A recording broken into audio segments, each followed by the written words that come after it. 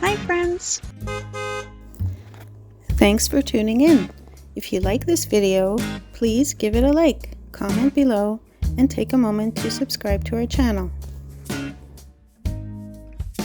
As you journey along County Road 439 in Eustis, Florida, you're traveling through an area rich in history and natural beauty.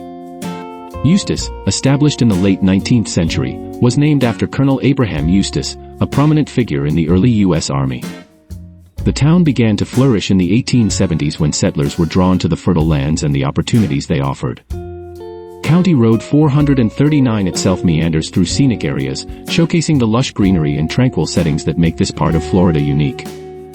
Whether you're a history enthusiast or simply enjoying the drive, Eustis offers a rich tapestry of stories and sights that continue to captivate all who pass through.